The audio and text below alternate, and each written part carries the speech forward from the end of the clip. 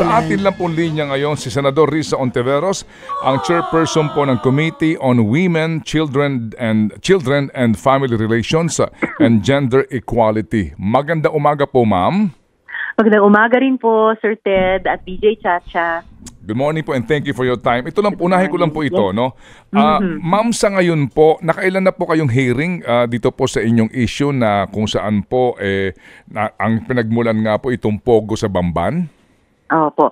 Lahat-lahat siguro nakawalo na kami at nung nakaraang 2 hearing ay dumalo mismo si Mayor Alice Guo. Okay. Ma'am, sa pagdalo po ni Mayor Guo, ano na po ang klaro, ang napatunayan po ninyo muna, tsaka na po muna itong Pogo issue, ito humunang kanya pong pagkatao. Ano po ang klaro na? Well, ang klaro ay ang labo. Kasi ang gulo ng kwento ni Mayor Alice Guo. Kahit dito po sa pangalawang hearing, akala din namin mas maliliwanagan na tayo sa pagkatao niya. Pero mas lalo lang lumabo. Ang daming kasinungalingan. Sabi niya, anak siya ng kasambahay na pangalan ay Amelia Leal. Iniwan lang daw siya sa tatay niya pagkatapos siyang iluwal. Pero nung tinignan namin ang birth certificate niya, yung nanay niya na si Amelia Leal ay kasal pala sa tatay niya na si Angelito Guo. Natuklasan din namin na sa totoo, may 3 kapatid pa pala siya sa magkaparehong magulang. Pero take note ha, Sir Ted, DJ Chacha, nung nakaraang hearing, sabi niya, wala siyang kapatid.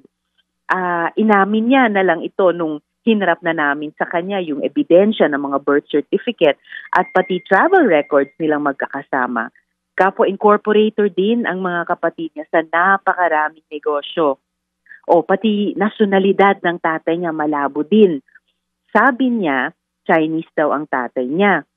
Pero pagdating sa birth certificate niya, Pilipino ang nakalagay.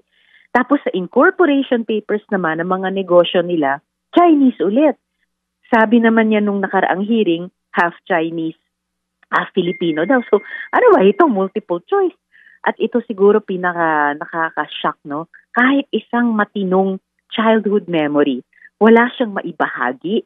So hanggang ngayon, sino ba siya talaga? Ang tanong, at bakit siya nagsisinungaling tungkol sa pamilya niya? Anong tinatago at bakit kailangang itago?